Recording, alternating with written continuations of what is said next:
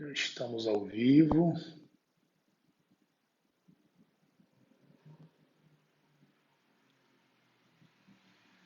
Ótimo. Boa noite a todos, sejam bem-vindos. Vou só preparar aqui a nossa live.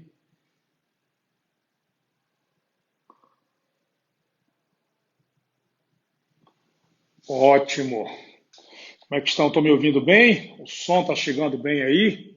Som e imagem ok? Maravilha. Sejam bem-vindos, Adriana, Hugo, Silvinho, turma boa. Hoje a gente vai bater um papo legal com o Guto, da Picelli Leilões. Vamos ver se ele já está aqui. Já estou vendo aí o Guto. Vamos convidar aqui, vamos bater um papo interessantíssimo. Fala, Edson. Legal. Bruno, sejam todos bem-vindos. Matheus, olá, Matheus. Érico, todo mundo chegando. Vamos ver se o Guto já está aqui. Picelli, vamos lá, vamos chamar.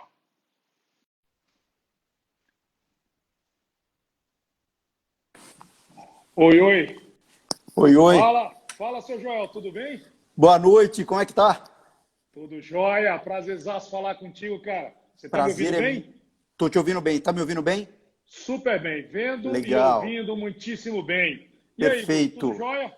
Tudo tranquilo. E você? Tudo ótimo. Cara, você sabe que eu estava tentando me lembrar a última vez que a gente se encontrou. Eu acho que está com 1 ano e meio, 2 anos. Você lembra onde foi? Acho que Tá foi num isso aí. congresso. Eu acho que foi num congresso e depois a gente teve tomando um café no meu escritório aqui em São Paulo, não teve? Teve sim. Teve lá na praça. Poxa, maravilha. Cara, Joel, Maravilha. primeiro prazerzaço. Obrigado por ter vindo bater esse papo comigo. Não sei se você viu as outras lives aí que eu estou fazendo, mas é o Tá. seguinte, o que a gente está fazendo? Estou criando um acervo, tá? Falando de leilão, batendo papo sobre leilão, Legal. chamando colegas, falando sobre as mais variadas formas de leilão, para que as pessoas possam conhecer, trocar ideias sobre o assunto. Estava na nossa meta aqui falar sobre todos os assuntos, e o assunto de carros especiais, carros vintage, colecionáveis, estava na meta. Mas, bicho, você deu um gol GTI aí e virou... O GTI de R$ 118.500. De R$ 118.500. Aí eu falei, cara, um monte de gente começou a me mandar link, matéria. Chama esse cara, você conhece? Eu falei, claro que conheço o Guto, Putz. vou chamar para a gente bater um papo. Então, assim, antes de abrir a live, eu apresento você, peço para você falar um pouquinho da tua história e eu faço um roteirinho até para que a gente siga uma linha, porque o nosso objetivo, Guto, é a gente montar um acervo sobre todas essas matérias e depois a gente pôr isso todo no lugar, para que a gente Tá. possa ter um histórico sobre o leilão, beleza? Tá, beleza. Então, show de bola. Você, Joel Augusto Picelli, a gente chama de Guto, não é Guto mesmo? Chama, Ô, Joel. Qualquer um dos dois. Grande parte Guto, grande parte Joel. Show. Você é formado em administração, especializado em marketing, leiloeiro oficial há 13 anos, atualmente está como leiloeiro da Picelli Leilões, mas como eu falei, cara, você faz um pouco de cada coisa, mas antes da gente entrar Fácil. nos assuntos específicos, conta pra gente como é que foi a tua entrada nessa área de leilões, teu caminho, conta como foi tua chegada nesse mercado. Legal. Vicente, primeiro, muito honrado e muito feliz com o seu convite. Você é um cara que faz muito pelo segmento, né? Nós que estamos dentro do segmento, a sua atuação e tudo que você faz, então, assim, sensacional, realmente me deixa muito honrado. A responsabilidade também é grande, porque eu vi alguns participantes, é só gigante da leiloaria, né? O André, o Elcio, o Valand, o Renato Moisés e por aí uma série de grandes nomes, pessoas gigantes. Todos você conhece. Edu Boiadian, puta parceiro, brother nosso aí. É isso aí. Então, assim, só gente gigante do segmento da leiloaria, né? Todos amigos. Legal, todos amigos mesmo. A minha história com leilão é assim, eu não tenho nenhum parente, nenhum amigo, ninguém próximo, tá? Eu fiz uma carreira na indústria automobilística, tá? Como fornecedor de indústria automobilística. Eu muito cedo, eu com 18, 19 anos, fui trabalhar numa empresa e eu era especialista técnico comercial dentro da Volkswagen. Então, eu atendia a Volkswagen. E ao longo de 15 anos de carreira, minha vida sempre alternou e virou, mexeu, eu estava dentro da Volkswagen. Antes da história de leiloeiro, eu tenho uma passagem. Eu trabalhei, uma das empresas que eu trabalhei foi a Pirelli. E na Pirelli eu saí um pouco do segmento montadora, estava no segmento moto. E um grande cliente que eu atendi, acabei viajando literalmente o país todo, né, nessa posição. Inclusive, eu viajei várias vezes para o Piauí, porque eu atendi o R. Damasio, o Rufino Damasio. Sim, um grande empresário piauiense. Né? Fechei vários contratos de pneu, de pneu de bike, de moto com Damasio. Ele é um grande empresário. Voltando para a leiloaria. No meio do caminho, eu trabalhei numa empresa chamada Faurecia, muito grande no segmento de autopeças, e a planta produtiva dela era dentro da Volkswagen. E eu recebi uma credencial, um crachá de terceiro na Volkswagen. Isso me possibilitava comprar os carros da Volkswagen, ou zero ou frota. Um belo dia, eu estava na Volkswagen, e eu comprava os carros, utilizava no período que tinha reserva de domínio da montadora, e a hora que caía a reserva de domínio, eu vendia, passava para o próximo, e era uma forma de fazer negócio. Né? Era como funcionário. Era. Beleza. Isso em que ano, Guto? Isso em que ano? Eu sempre tive passagem pela Volkswagen, mas isso nós estamos falando de 2003, 2004, mais ou menos, certo. Tá? Bom, uma ocasião eu fui na central de vendas da Volkswagen, lembro que chama CVVE, que era Central de Vendas Veículos Empregados. E tinha uma carreta carregando o veículo. A frota usada dos executivos, né? Os veículos rodavam 10 meses ou 20 ou 30 mil quilômetros, alguma coisa assim, e eram renovados, eram trocados. Isso. Bom, fui ver um carro que me interessava, conversei com um contato, um amigo lá da área, ele falou assim, esses carros estão indo para o leilão. Eu falei, como assim leilão? A Volkswagen agora vai colocar os carros no leilão. Eu falei, que leilão? Ele falou, com o Sodré Santoro, lá em Guarulhos. Eu falei, pô, é lá a minha próxima parada. Meu grande amigo também, e um dos grandes padrinhos da leiloaria brasileira. Mestre da leiloaria, né? Tanto que eu conversei com a Carol, com a filha deles, né? Para obter um livro. Porque eu falei, pô, o Sodré Santoro fez parte da minha história. Lá que eu realmente conheci o que era o leilão. Não passava de pesquisa na internet, né? Bom, e eu fui para o Sodré Santoro, comecei a arrematar esses veículos de montadora, então eu comprei lá no Sodré Santoro, com o Moa, com o Roberto Mauro, com o próprio Luiz Fernando. Depois eu comprei carro com o Ronaldo Milan, comprei carro na Superbid, todo com esse perfil de veículos desativados da frota da montadora. Legal. E disso me despertou, porque eu sempre fui alguém, sempre tive esse perfil de olhar as coisas e falar, para quem que eu vendo isso? Sempre aquela veia comercial, o que eu vendo para quem? O que vai para quem? Não tem profissão mais especial para isso do que o leilão, né? A gente transacionar as coisas, né? Seja lá qual é a coisa que nós estamos falando. Coisa no sentido jurídico da expressão mesmo, né? Sem dúvida. Isso em 2005, 2006, eu comecei a pesquisar sobre o assunto. Consegui a minha nomeação em 2007. Levou coisa de um ano, mais ou menos, era bastante documento. O processo com a junta comercial era um pouco mais lento. Tinha a questão da caução funcional, etc. Sim. E em 2007 eu consegui a minha nomeação. A partir da minha nomeação, eu comecei a frequentar muitos leilões. Mas eu já estava numa outra posição na carreira, não havia tempo para fazer negócios paralelos. Então, toda vez que eu tinha uma brecha de tempo, eu estava em algum sua nomeação foi 2007, 2008? 2007, abril de 2007. Legal. E frequentando o leilão, praticamente um sábado sim, um sábado não, estava no Viseu, em Campinas, ver ele fazer leilão, porque ele tinha uma frequência de leilões aos sábados em Campinas, e fui. Em 2009, abri um escritório em Jaguariúna. Em 2010, fui trabalhar com o Gustavo na Sumaré. Sim. Para abrir uma área de novos negócios, já era consolidado dele o negócio de veículos apreendidos, né? Muita experiência, viajamos o estado de São Paulo inteiro, chegamos a leiloar 3.000 carros em 3 dias, 1.000 carros por dia, foi sensacional a experiência, E eu já fui para esse viés de leilões corporativos, projetos especiais e imóveis. E sempre apaixonado pelo mercado e carros.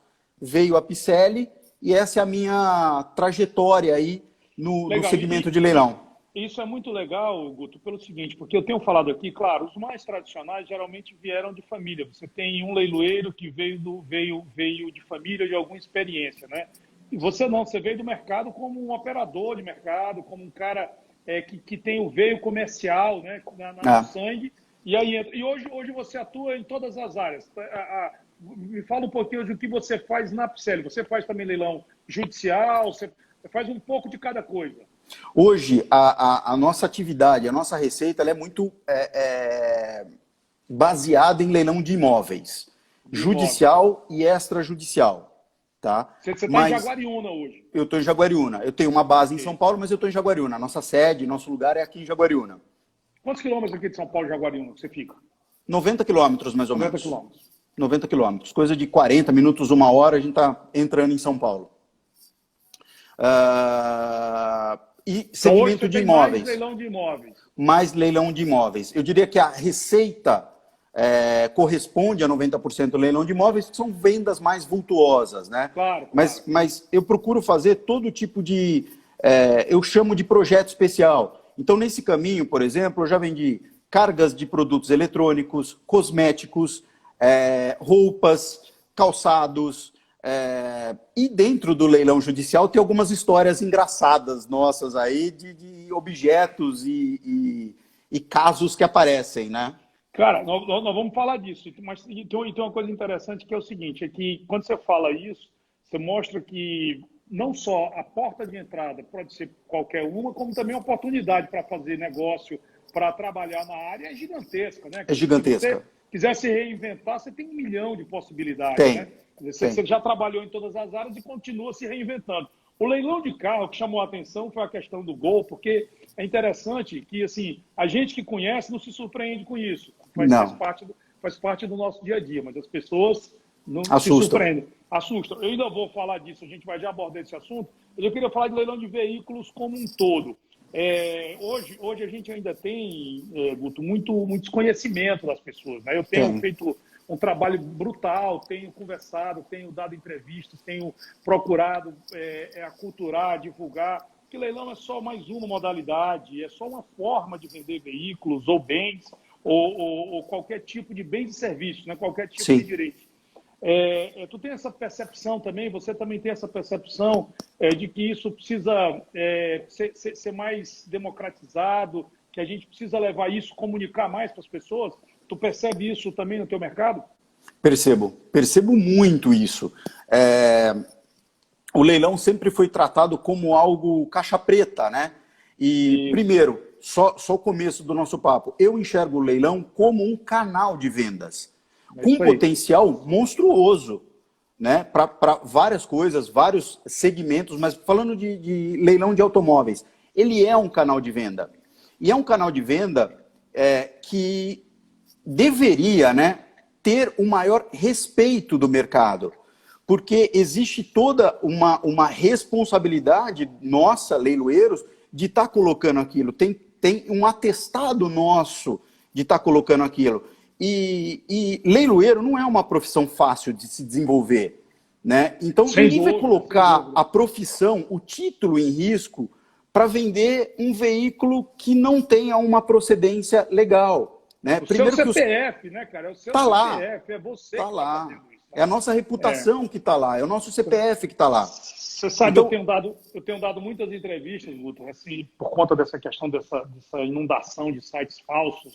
De leilão, que, cara, eu vi recentemente mais de 50 mil pessoas foram vítimas de golpe. Sim. E as pessoas entram no mundo digital aí, fazem compras, e nem compram por leilão, é só o nome leilão. O cara vai lá, cai num site de golpista, e aí rapidamente ele dá um lance, as pessoas vão lá rapidamente, compra agora e tal, e quando vê o cara caiu no golpe. A gente tem que comunicar isso, porque ao contrário do golpe que a pessoa se vê vítima no mundo digital, vamos falar assim, cara, o leilão é 100% seguro. Se você fizer um negócio com o leiloeiro, a gente tem certeza que você vai ter segurança no que está fazendo, né? Vicente, eu ouvi um termo claro que as pessoas ligadas à tecnologia vai soar, inclusive, como piada. Mas isso eu ouvi de um amigo, eu falei, pô, conceitualmente você tem razão no que você está falando. Ele falou, vocês, leiloeiros, são uma espécie de blockchain analógico para a mercadoria. Porque ela sai de um ponto A, passa pelo leiloeiro, é chancelada e segue para um ponto B. Ele falou, então, de certa forma, vocês validam aquela mercadoria que está passando por vocês.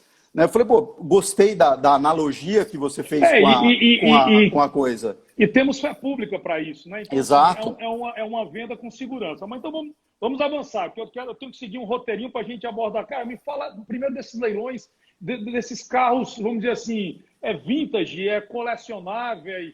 Como é que é esse mercado, Joel? Você estava já atuando nele, começou a atuar. Como é que me fala um pouco desse mercado no Brasil. Vamos embora. Primeiro que é um mercado sensacional, de pouca atuação no Brasil. Diferente, Vicente, isso para a nossa profissão é muito legal, porque diferente de algumas crises que vive o mercado de leilão, de carro de leilão, por causa de crivo, por causa de desinformação, por causa de golpe, o leilão de carro antigo, o leilão é valorizado. Então, legal. O carro que passou pelo leilão, ele tem uma valorização diferente. O que eu digo de valorização? Significa em valor? Não. Mas vamos pegar o exemplo, talvez em valor, mas vamos pegar o exemplo do Gol GTI. Muita gente, no leilão de carros, de bancos e montadoras e frotas, fala, mas vai ter o crivo? Vai ter no laudo vai constar carro de leilão? O carro do leilão de antigos e especiais é o contrário. É bacana que constou no leilão. A história daquele GTI, daquele Gol GTI, está atrelado ao leilão. Aquele carro, o leilão virou para ele um certificado que foi aquele carro que circulou a mídia do Brasil inteiro. Sem então, olha, é assim no mundo todo, João. É assim no mundo todo. Né? E olha que inversão positiva. Então, assim, tomara que aquele GTI tenha a gravação, porque atesta que foi aquele carro que foi comercializado por 118.500 e que ele ganhou o espaço na mídia que ele ganhou, né? Então, é verdade. Infelizmente, a gravação, como não tem seriedade, não tem lógica... Não tem lógica. Não adianta. Então, não tem o que a gente fale. Mas eu queria saber o seguinte, esse mercado, como é que ele funciona hoje? Ele está aquecido, tá vindo pessoas, chama a atenção... Ele é um mercado que tem um circuito, vamos dizer assim, ele tem como é que eu posso dizer? Ele tem um caminho para as pessoas aprenderem. O cara, por exemplo, Guto, vamos lá, eu gosto de carro, eu não gosto de carro antigo, eu gosto de anos 80. Eu tenho alguns, sabe? Eu tenho alguns. Somos dois. 80. Você também? Gosto, 80 e 90. Eu sou 80, eu gosto dos carros dos anos 80, assim, que eu vou te contar, sou apaixonado. E tenho alguns, eu tenho Del Rey, eu tenho Monza, eu tenho Escort, eu tenho umas tranqueiras dessas que eu sou apaixonado. O cara que quer começar, comprando, como é que você diria para a pessoa que quer iniciar nesse mercado para comprar esses carros? Cara, eu era jovem, eu era apaixonado por um Golzinho, eu era louco para ter um XR3. Como é que o cara tem que começar? Como é que você diria isso? Ele tem que, primeiro, identificar qual que é a paixão dele, que carro ele quer, e buscar alguns carros, por exemplo, como a gente falou, no próprio leilão do Gol GTI tinha o Escort XR3, com a diferença que o Escort XR3 foi vendido por 20.500. Então são carros que estão entrando agora para esse mercado de entusiastas, vintage, que são carros anos 80, anos 90. A gente não chama do antigo porque existe um conceito que o antigo tem que ter mais de 30 anos, mas é meio conceito isso, é meio discutível isso, né? Por isso que a gente chama de veículos especiais. Então os anos 80 é o quê? Não é vintage também, ou é 80? É anos 80, porque 80. Hoje os anos 80 já tem 30 anos, então nós já estamos chamando de ano 80 carros antigos. Ficando velho, Os carros anos 80 viraram carros antigos. Hoje, um Gol GTI, por exemplo, 89, que é o ano modelo de lançamento, 89 e 90, já recebeu placa preta. Então hoje você já tem Gol GTI placa preta. Hoje Gol GTI antigo, classificado como antigo. Entendi. tá? Eu tenho um Fusca, placa preta, eu só tenho um Fusca e um Del Rey, que já tem mais de 30 anos, né? Tem. Então vamos lá, o sujeito gosta do carro, quer comprar um carro, a primeira coisa que ele tem que fazer é procurar conhecer do carro. E existe alguma certificadora, Guto? Tipo assim, cara, procura esse cara que certifica placa preta, que esse cara é correto, ou que essa empresa. Como é que funciona esse mercado para o cara que quer começar a comprar um carro? Porque assim, a gente vai já falar de valores, mas a pessoa não perde dinheiro se ele comprar bem, né? Se ele Não comprar bem, perde não. dinheiro. Não. Valoriza. É um carro que com Valoriza. o tempo ele ganha. É o contrário do carro do dia a dia, né? Você tem É. uma curva que depois ele cai, depois ele volta a subir, se estiver conservado, né? Hoje, o mercado do automóvel antigo ou do automóvel que está entrando na faixa do antigo, dos 20 anos, 25 anos, você não tem um órgão certificador, mas ele é uma compra, se for fora do leilão, ele vai ser uma compra convencional. Lógico que se a pessoa que deseja não tem conhecimento, chamar alguém que tem conhecimento, fazer uma vistoria completa. Para a primeira compra, para o primeiro carro, a gente nunca recomenda que compre um carro para restaurar, porque a restauração do carro é algo complexo. Putz, eu já me dei mal com isso pra caramba, sabia? Precisa já estar um tempo no mercado de antigos e desse tipo de automóvel para pensar numa restauração, né? Para falar sobre isso. Mensagens aqui. Primeiro eu vi alguém colocando, eu não vi quem foi, colocando que no próximo vai ter um XR3 88. Puxa, chega o coração bate forte, que aquilo quando saiu era um carro de outro planeta, né? 88 amarelo citrino, o XR3 da época. É o cara.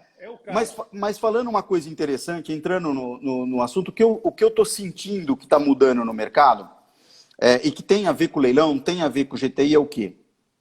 Hoje, foi realmente muito discutido o GTI, eu já entro no assunto GTI. Vamos lá, vamos para ele então, vamos falar. Mas existe uma faixa de pessoas, como nós, que viu na rua, teve o sonho com alguns carros 80 e 90, e hoje nós temos condição, essas pessoas têm condição, de comprar esses carros, de ir atrás desses carros.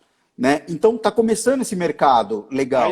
Aí eu vou te falar um negócio interessante. Primeira coisa, quando a gente publicou nas redes sociais, e a gente não publica só nas minhas, tá? A gente publica nas redes sociais do grupo todo, então VIP Leilões, VIP Direto, Leilão VIP, Asta VIP, a gente manda isso para o nosso grupo de clientes, a gente manda, são mais de 500 mil pessoas na nossa base toda. Então, Guto, eu recebi um monte de mensagem, de curiosidades, de coisas, mas eu recebi algumas interessantes. Primeiro que muita gente não acredita, pessoas que desconhecem o mercado, desconhecimento puro, não acreditam que um Gol chegue a 118 mil. Isso é desconhecimento, obviamente. Obviamente. Né? Então, assim, a primeira pergunta que eu vou te fazer é o seguinte: vocês já esperavam que ele chegasse nisso? Qual era a expectativa do mercado para o Gol, para aquele Gol GTI? Porque para ele ter batido isso, a gente sabe que tem um burburinho em torno. Já tinha ido a leilão ele ou algum parecido? Esperavam isso? A expectativa qual era do carro? Vamos lá, a expectativa era que o carro chegasse pelo menos nos 100 mil e ficasse ali entre 100 e 105, nessa faixa de preço, tá? Por que disso? Em fevereiro, nós fizemos um leilão no Campo de Marte, em São Paulo, junto com um evento, com um encontro que teve lá no hangar, foi muito bacana. Naquela ocasião, já foi vendido um Gol GTS 94 por 65 mil. Legal, já é um valorizador. E a diferença de preço entre o GTS e o GTI é grande. Tá? Agora, realmente, criou tinha aquele negócio, não acredito, é jogada de marketing, é isso. Mas hoje, você sabe, algumas pessoas sabem desse número que eu vou falar, é um número razoável para um Gol GTI, porque eu conheço carros vendidos por 130, por 150, e vou falar mais. Um dos carros mais raros é o Gol GTI 94 na cor preta. Tem uma certa discussão aí na quantidade, mas não foram produzidos mais que 175 carros. Putz, Bom, foi vendido um 1994 com quilometragem relativamente baixa, acima dos 200 mil reais. Tá? E é legal você falar isso, porque eu vou entrar no outro assunto que é interessante. Não sei, agora não me lembro aonde foi, mas eu vi algumas mensagens, isso não pode, isso não existe, isso é lavagem de dinheiro, o cara É, colocou, não existe. E aí, eu acho interessante o desconhecimento, e é legal a gente falar. Duas coisas. A primeira, e eu tenho um verdadeiro prazer quando as pessoas, por desconhecimento, dizem isso não pode, isso aí é lavagem de dinheiro, isso é esquema, e aí você explicar isso para as pessoas entenderem com clareza. Primeiro, se quiser lavar dinheiro, não vai em leilão. É o pior lugar. Se você chegar hoje no leilão de carro nosso, você chegar com a sacola de dinheiro, você nem compra. você nem É compra. proibido. Ou Não, você declara a origem, ou você não compra. Né? e, Nós a temos... outra, e a outra brincadeira é o seguinte, mas espera aí, nós vamos lavar dinheiro transmitindo ao vivo? É isso mesmo? E registrando publicamente quem comprou. Emitindo nota, emitindo nota. Nota. É coisa de desconhecimento. Então, É, eu não sei se foi nas minhas redes sociais ou se foi na da VIP, aí colocaram, olha, assiste lá a live, que o Vicente adora falar esse assunto, porque é interessante. Então, essa é a primeira coisa. Se você quiser lavar dinheiro, cara, leilão é o pior lugar do Brasil. é o pior lugar. Hoje, primeiro, se chegar com uma sacola de dinheiro, você não vai levar carro. Esquece. Nem moto, nem imóvel. Ou tem origem, ou você não compra. Nós somos muito fiscalizados. O COAF está no nosso, vamos dizer assim, na nossa profissão. 2, é tudo público, é tudo aberto. Isso é tudo aberto. Agora, o mais interessante, se você pegar uma pessoa que pensa um negócio desse, o que ele diria, por exemplo, como os leilões que acontecem nos Estados Unidos, na Europa, onde você tem uma Ferrari, por exemplo, acho que eu não sei se foi uma GTO, que foi vendida em 2012, por 32 milhões de dólares. Hoje, quase, sei lá, 200 milhões de reais. Então, estavam lavando dinheiro. Isso era dinheiro de quê? Então, assim, as pessoas têm que entender que uma coisa é preço. Quando sai de preço, vai para valor. Não é isso, Guto? Então, assim, é importante as pessoas compreenderem que leilão, cara, é encantador por isso. Ora, se eu posso, imagina o prazer do cara que desejou esse GTI, como eu. Eu fiz um post no LinkedIn justamente falando que memórias afetivas e lembranças não tem preço, tem valor. E tem uma explicação para o GTI, que inclusive eu estava saindo do leilão, durante a noite, aquele agito nosso, porque tudo terminou quase 1h da manhã, o vídeo já estava circulando, eu participo de alguns grupos de carros, né, apaixonado pelo assunto, como pode e tal, não sei o quê, e eu estava conversando com um desses amigos, né, ele falou, mas eu não entendo como é que alguma pessoa vai pagar. Eu falei, mas você não vai entender. Eu falei, você não vai entender porque você não viveu essa época, tá? Ele tem 25, 26 anos, então assim, só vai entender quem nasceu aí década de 70, 80, que viu o Gol GTI sendo um dos carros mais caros do Brasil, e foi o último carro marcante no Brasil, porque depois do GTI abriu as importações, então o sonho e a régua mudou de patamar. Inundou, ficou comum, né? Ficou comum. E aquilo era algo diferente. E agora você me lembrou um troço. Só para corrigir, eu estava olhando aqui. Foi, de fato, uma Ferrari GTO. 1962, vendida foi leiloada em Pebble Beach, na Califórnia, em 2012, por 38 milhões 115 mil dólares. Quem diz que vale? Hoje deve valer mais, porque hoje é daí para frente, né? Alguém já pagou, amigo. 38 milhões de dólares já pagaram. Se você quiser, você tem que tirar de alguém que pagou essa grana. Então, assim, é o oposto do que as pessoas pensam, né? Eu costumo dizer, cara, vai lá, bate um papo, conhece, aí você vai entender como é encantador esse mundo, como é encantador esse mercado, né? E aí, vou usar o link que você falou do desejo da primeira mudança. Você sabe que eu gosto dessas coisas dos anos 80, e esse ano eu cheguei de viagem, passei o Réveillon com minha família fora e falei para minha mulher um troço que acho que marcou o Brasil como marcou o GTI, que foi a primeira moto de verdade que veio para o Brasil, que foi a Sete Galo.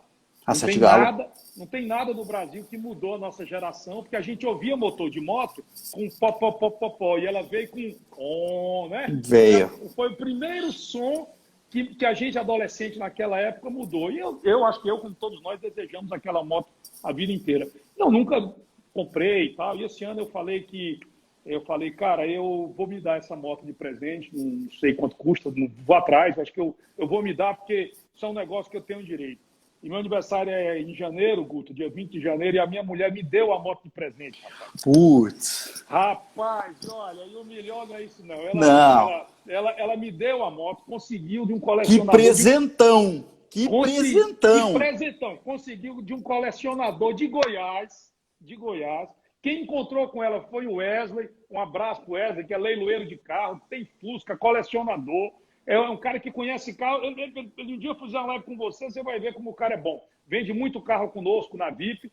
Cara, aquele som da Sete Galo, e a minha é a Hollywood, é a top, aquela... A top, branca, vermelha e com a faixinha preta. Pronto, essa aí.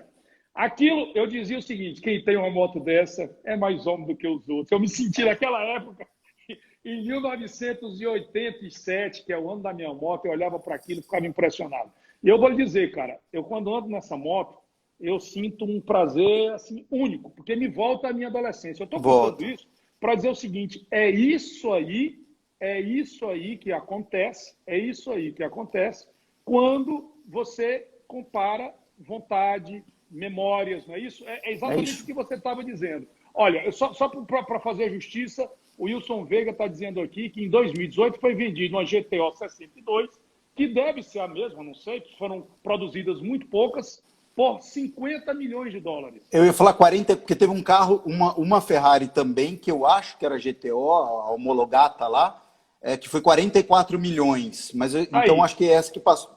Também teve outra de 50.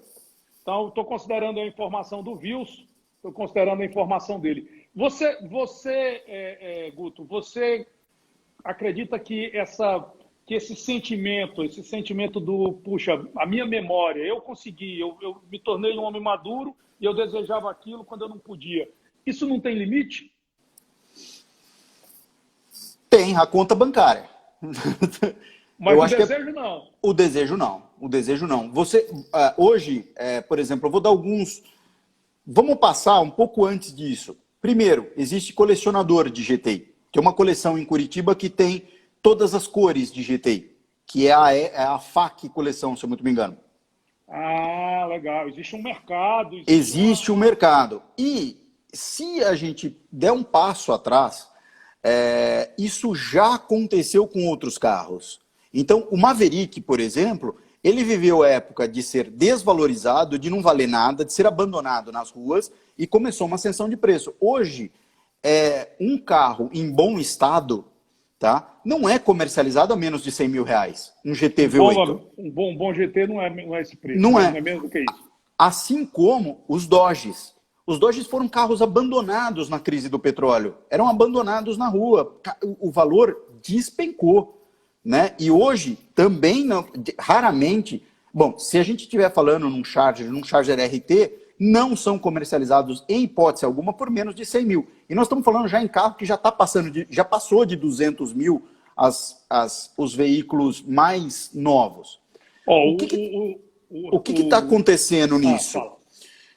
São os compradores 10 anos antes. Nós estamos falando do pessoal da década de 60 para 70. Hoje está entrando no mercado numa posição mais estável, com uma carreira, com uma situação financeira melhor, décadas de 70 e 80 de nascimento. Então, hoje, o momento de curva são desses carros.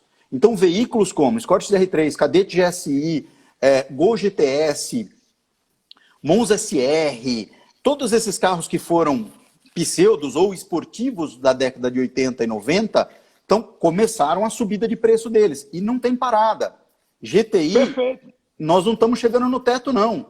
GTI vai subir mais, vai tocar mais essa onda ainda. Total, sim. Está totalmente explicado, faz sentido. Quer dizer, você tem o valor do carro, da época do carro, ele se valoriza com a chegada vamos dizer assim, da fase adulta, né? Daquelas pessoas que desejavam o lançamento desse carro. Olha, só porque eu não quero perder a oportunidade. Dá para ver? Pô, dá para ver, maravilhosa. Olha a Hollywood Olha aí. aí, ó. Olha Olha o aí a 4 em criança. 1 dela, o É famoso isso 4 em 1 aí. dela. A Sete Galo. Isso aí que você está falando, Guto, é a pura verdade. Isso é a pura verdade. Tem um outro carro interessante, que é o Opalão, o Diplomata, né? É? Era um carro que começou a não valer muito, mesmo logo depois de ser descontinuado, ele caiu muito de Descontinuado, ele valor. caiu. Hoje é um carro que um bom Opalão aí custa acima de 80 mil, 100 mil, não é isso? Custa. Os últimos, por exemplo, a série Collection, que foram os últimos Opala 92, já tem Opala que já passou do 100. Já tem Opala acima de 100 mil.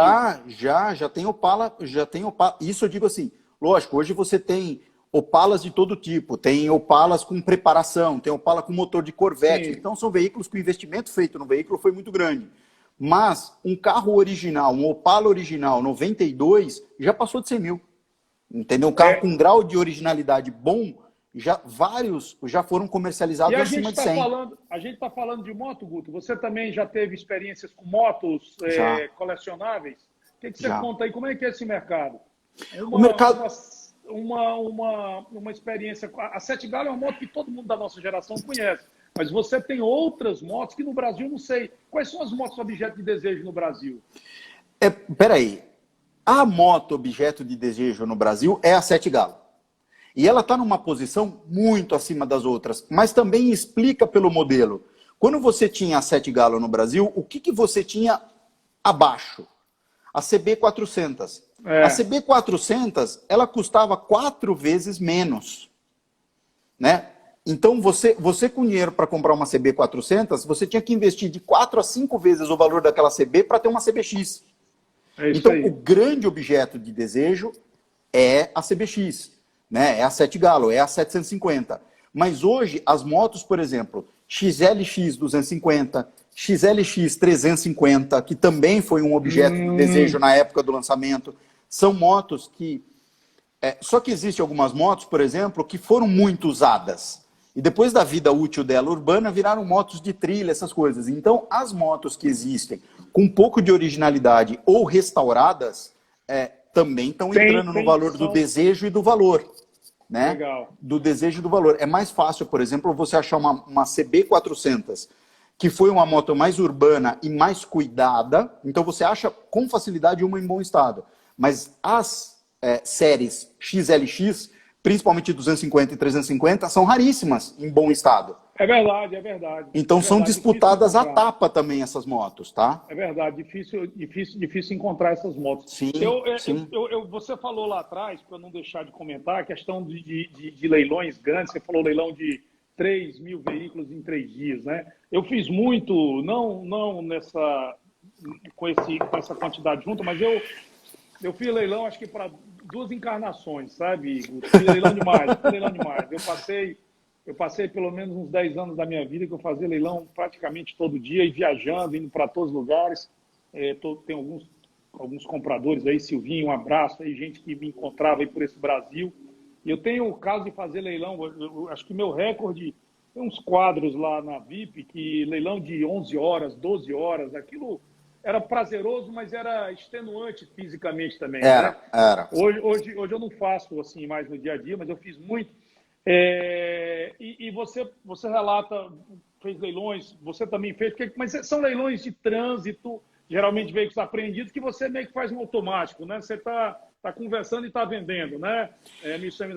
A pergunta que eu quero te fazer é o seguinte: você acredita que esses leilões, por exemplo, nessa modalidade desses veículos, eles têm que ter um limite de lotes? É ideal você tratar como nós tratamos, por exemplo, um leilão de imóveis? Você não pode ficar queimando imóveis, você não pode passar de uma quantidade muito grande, você tem que descrever e tal. Então, você acha que os leilões desse tipo de veículo, ele passa para uma forma premium, vamos dizer assim, de fazer?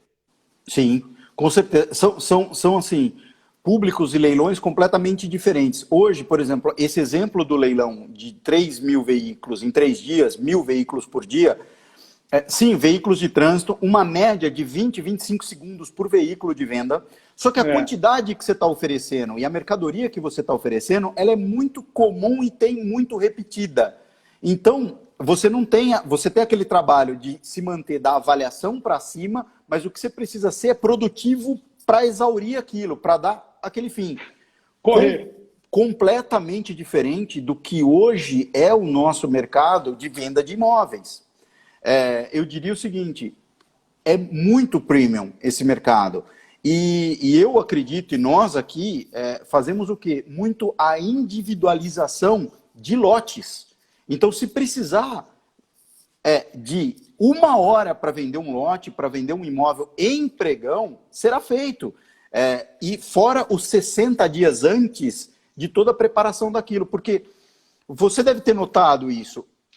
Aquele mercado de vou fazer um leilão de 200 imóveis, de 300 imóveis, ele está cada dia que passa mais difícil de ser operacionalizado, porque são imóveis muito diferentes, públicos, compradores muito diferentes. Sem dúvida, quem está buscando, um serviço mais completo. Quem está buscando um imóvel, um apartamento no litoral, não se interessa pelo imóvel comercial que está em São Paulo. Eu estou vendo, por exemplo, te dando um pouco de visão, acho que você vai concordar comigo, que também a gente está tendo uma troca de público, uma chegada de público novo no leilão, não só aqueles que a gente costuma chamar de investidor. O investidor, ele continua no leilão, porque o leilão continua sendo um ótimo negócio para ele, mas está chegando muita gente nova. Sem dúvida, sem dúvida. Que quer ser tratado de forma individual. Que quer ter um atendimento para ter segurança para fazer aquela compra, porque está fazendo a primeira compra. Então, a gente está muito nessa linha, sabe, do premium do atendimento. E nós precisamos comunicar dessa forma, né? Porque uma coisa muito importante, eu acho que foi o Henrique conversando comigo aqui, e ele falou um negócio interessante. Vicente, se a gente quer trazer o consumidor comum, o consumidor final, a pessoa física, para os leilões, a gente tem que prestar um serviço e ter uma comunicação na linguagem que ele está acostumado, né? Então, assim, exatamente. Não é partir do pressuposto que o cara entende, conhece e deduz, né? Então, você tem que comunicar, dar meios tecnológicos, recursos, para que aquela pessoa encontre na atividade, no mercado de leilões, uma prestação de serviço semelhante à que ela tem no dia a dia. Cara, eu não quero fugir, ainda tenho mais 2 assuntos aqui para abordar, mas como é essa história do leilão de cédula de R$50, o pessoal do marketing me mandou aqui, porque assim, eles fazem um apurado de alguns assuntos e eu meio que controlo porque eu quero seguir uma linha, né? E a gente que vende leilão, principalmente a judicial, você já vendeu de tudo, né? Você vende da cadeira ao avião. Mas cédula de R$50, conta essa história aí. Que leilão foi esse? Conto. Deixa eu dar um passo antes só, para a gente não perder o gancho do que você falou do Henry, sobre essa questão de atendimento. Vicente, qual foi, assim, um grande motivo e dessa mudança e a nossa vocação aqui, a cultura aqui? Tem um cara que eu acompanho muito sobre atendimento, que ele chama de Mursaiani. É um cara sensacional de atendimento, tá? E a gente colocou tudo isso aqui, que é o que ele chama de as 2 siglas mágicas, né? O CPTA, que é o Como Posso Te Ajudar, e a gente ter o interesse genuíno em pessoas, que é o IGP. Esse CPTA, o que ele é? Está chegando muito consumidor novo no leilão. Como eu posso te ajudar a comprar no leilão? E Vicente, sem brincadeira, existem casos que, lógico, de uma forma muito mais humana, mas da gente orientar aquela pessoa que aquele imóvel, para ela, não é adequado. Não é um bom negócio. Porque ela não tinha o conhecimento que aquilo está dentro de um processo, haverá ainda um período para que aconteça as coisas no processo, né? Todo o trâmite processual, depois registro de... É como explicar para um cara que aquilo que atingiu 118 mil não é um gol. Não é um gol. É um GPI, coleciona, é outra coisa. Então, essa questão que foi... Eu assisti o que o Henry falou, é a nossa preocupação. É ser consultivos em o que a gente está vendendo, né? É ser consultivo com as pessoas. É não ter script no atendimento. Se a ligação for durar 1, 2, 3 horas, que dure. e que aquela pessoa esteja muito segura antes de clicar, antes de dar o lance. Bom, perfeito. Peraí, É isso sem delongas, vamos na nota de 50. Belo dia, aí. as meninas do jurídico falaram assim, ó, dá uma olhada, vem aqui, dá uma olhada nesse auto de penhora para ver o que você entendeu aqui. Tá bom. Fui, então, tinha um auto de penhora do oficial de justiça no processo, descrevendo alguns bens ali penhorados e avaliados. Então, é um escritório, era uma empresa, era uma execução de título, cadeira, mesa, uma cédula de R$50, número serial, tal. Eu olhei para aquilo e falei assim, meu, o oficial de justiça penhorou esta cédula. Ele não pode trocar essa cédula. O executado do processo não pode gastar e colocar outra no lugar. É esta cédula com este número serial. E, Vicente, foi adiante. Ela não foi individualizada. Foi um lote com todas as coisas que estavam lá. E o lote somado, acho que dava R$300 ou R$400 todo o material. Obviamente, o juiz, no despacho da nomeação, ele determinou um deságio de 40% para a segunda praça. Então, imagina o seguinte, nós leiloamos uma nota de R$50 com 40% de desconto. É verdade. Agora eu vou te contar, essa eu não tinha visto ainda. Já vi muita coisa, essa eu não tinha visto. Valia pedir para ele desmembrar e dizer, doutor, vamos ver quanto pega. Vamos ver quanto pega a cédula. Bom, só se desmembra. E essa história, continuando a história, é uma comarca aqui do interior e eu conheci o oficial de justiça da história, porque a história foi marcante para todos nós. Claro. E eu perguntei, qual foi da nota? Ele falou, olha, o executado foi super hostil e falou, olha, você não tem mais nada para pegar e a única coisa que eu tenho na carteira é isso aqui. Ele falou, pois não, isso aqui também vale. Daqui essa nota e caramba, então gravou no auto de penhora, foi isso. Caramba, a origem da história foi isso, entendeu? Penhorou a nota de R$50.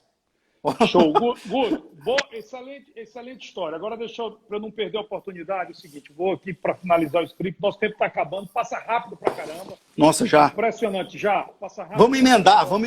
Pois é, vamos embora. As lives de 1 hora, cara, é para ficar esse gostinho de o papo podia continuar. Mas a gente está fazendo uma coisa legal, que é o seguinte, desde quando eu comecei a primeira live, a gente tem falado muito de leilão beneficente. Eu tenho feito muito e sei que todos nós fazemos, né? Sim. Eu quero que você depois fale um pouquinho da sua experiência com isso, mas assim, a gente não organiza leilões, a gente alisa leilões para os outros no sentido do beneficente. O beneficente, a gente se doa fazendo os leilões que somos convidados. Mas todos os colegas que têm vindo aqui, eu tenho convidado para um desafio, que é nós, a leiloaria brasileira, os leiloeiros que estão vindo aqui comigo, os meus amigos, a gente organizar o primeiro leilão da leiloaria brasileira, um leilão do bem. E eu queria saber se você topa. Tô dentro, topo. Nossa. Entrar para a gente falar. Olha, vai ser. Ontem eu estava falando com o André Zuckerman. Que honra, não, que orgulho. Você vai estar no meio dos bons. Eu vou estar no meio dos gigantes, Estava falando com o André na última live e falei assim, André, a questão é o seguinte, quem não estiver nessa festa vai chorar, porque nós vamos criar um selo, vamos colocar nos nossos sites, vamos integrar pela primeira vez os sites de todos nós. Eu queria saber se posso contar com você nesse projeto para a gente fazer algo diferente no país. Acho que nós temos responsabilidade. Tá apalavrado, como dizemos aqui no interior. Não vou nem falar onde eu assino. Palavra tá dada. Fechou. Você conta comigo, eu tô dentro. Fechou, cara. Te agradeço demais. Nossa. Tenho duas coisas. Uma é o que você diria, Guto, para os caras que estão começando na atividade e para as pessoas que estão querendo começar a comprar em leilão. Quais são os dois grandes conselhos que o Guto daria nos seus 13 anos e pouco aí de atividade, para que você consideraria mais relevante? Primeiro, para os colegas que começam a entrar na profissão, para quem conhece a profissão. Depois, para quem quer começar a comprar, a conhecer de leilão. Primeiro, para quem está começando na profissão, a história que eu te contei aqui, o meu exemplo é assim, tem muita gente que tem primeiro aquela lenda, né? Não, você precisa ser da família, leilão é uma máfia, não tem nada disso. Eu sou uma prova disso, não tem nenhum parente, ninguém próximo Legal. que foi leiloeiro. Eu também, Vicente, tive uma ilusão que o fato de ter uma matrícula ou uma credencial me traria negócios. E isso é uma ilusão. Assim como qualquer outro negócio, como qualquer outra profissão, nós fazemos o nosso negócio. Nós vamos para a rua todo dia, ou como eu brinco, todo dia no cabo da enxada, procurando alguma coisa para fazer algum negócio em algum lugar. Então, assim, é uma profissão maravilhosa. Só ter o título não te traz negócio, mas tem muita oportunidade. Até Legal. hoje, uma das coisas mais comuns que nós temos é falar que é leiloeiro e tudo que a gente pode fazer para vender para uma indústria, para vender para um prestador de serviço, fazer essa transação de mercadoria. Então, assim, é fértil. Eu sempre fui da opinião que também ser empreendedor, você não precisa ser você ou CNPJ. E você pode estar empreendendo com alguém. Então, assim, tenho conversado com um rapaz que tem vontade de ser leiloeiro. Eu falei, cara, vem para cá, vem aprender. Acabou essa história de segredo na informação. Não existe mais segredo na informação. Sabe, não existe Nenhum. mais segredo comercial. Tá tudo aí. Então, Olha aqui, vem. ó. Olha o que eu me pus a fazer. Trazer todos os colegas, os concorrentes, contar o que estou fazendo, ouvir. Esse sim é o grande Esse é segredo. o Abrir. segredo. É isso Esse aí. é o segredo. Então, assim, Generosidade. venha aprender. Venha contribuir. Vamos começar, vamos dar a mão. Então, assim, sempre, se tiver a opção de estudar bastante, estudar que eu digo, no sentido de estar lendo editais, estar pesquisando em sites, pega os sites dos grandes leiloeiros, vai achar um monte de site aí de golpista, safado, sem vergonha, né? Que os .com da vida, /BR, não sei o quê, e a Não gente tá tem um vivendo... leiloeiro, né, Alice? Não. Isso aqui é importante. São sites falsos, cara, que é um negócio que está assim, E o texto, gigante. e o texto é o mesmo, né? A pessoa entrou em um, É, vai começar a ver o mesmo texto em é, todos. é. Esse é um ponto. As pessoas, agora mudando, né? Para quem está querendo entrar no segmento de leilão, e eu tenho pegado algumas pessoas para a gente conversar e falar sobre isso, eu acho que é importante, Vicente, primeiro nós, com a sua iniciativa, e que isso se replique mais na internet, porque tem muita gente que não é leiloeiro falando de leilão, não tem nenhum demérito nisso de forma alguma, mas está na hora da gente falar o que é leilão. Então está na hora da gente falar para as pessoas assim, entre no leilão. Existem bons negócios? Sim, ótimos negócios. Geralmente, quem faz um bom negócio não conta para ninguém, e quem se leva ferro no leilão que sai contando para todo mundo. Então, tem muita informação escondida. Então, saber aquela diferença é a minha primeira vez? Eu costumo dizer o seguinte, você entra num banco e você tem um consultor de investimento. E ela te pergunta, qual que é o seu perfil? Você é mais agressivo, mais conservador? Você vai precisar do dinheiro em 2, 3 meses, ou em 6 meses, ou em 1 ano? Não é diferente num leilão de imóveis. Qual é o perfil? É mais conservador? É mais risco? Mais conservador? Vai num leilão extrajudicial, vai numa oportunidade de banco, né? Que são coisas mais racionais, são etapas mais racionais. O leilão judicial, ele é muito seguro, ninguém vai perder o dinheiro ali da arrematação, vai ser devolvido esse dinheiro, mas pode demorar. Tem intercorrências, claro. Pode demorar. Algumas pessoas perguntam assim, mas quais são os pontos comuns entre as ações, entre os leilões? Fora o fato de ser judicial, raramente você tem coisa comum. Cada imóvel é um imóvel, cada processo é um processo, cada venda é uma venda, as partes são diferentes, as esferas judiciais são diferentes. Então, o leilão na trabalhista é diferente do leilão da civil, que é diferente do leilão de falência, que é diferente do leilão na criminal. Então, assim, você não tem aquele rito previsível. Mas é um excelente negócio. As melhores margens de compra estão no leilão judicial. Né? E a segurança é muito grande. Então, eu acho que, assim, basicamente, entender o que tem de leilão em cima da mesa e começar a ver. E estamos falando só de imóveis, mas, assim, no leilão hoje de bens móveis, tá? Para muita gente que está buscando oportunidade nova, tá? Porque está passando por um momento de crise, tem muita oportunidade. O que são essas oportunidades? Leiloeiro não faz varejo de pequenas coisas. Leiloeiro vende geralmente lotes consolidados de mercadorias, o que torna uma oportunidade das pessoas arrematarem, levarem essa mercadoria até mesmo para casa, dividir e fazer um varejo no Mercado Livre, na OLX. Então, assim, tem muita oportunidade de negócio para todos os bolsos. Né? Para todos os bolsos. Todo tipo de lote. Guto, é isso aí. É isso aí. Eu estou vendo aqui o Arremate Consultoria. Você falou da questão da gente falar.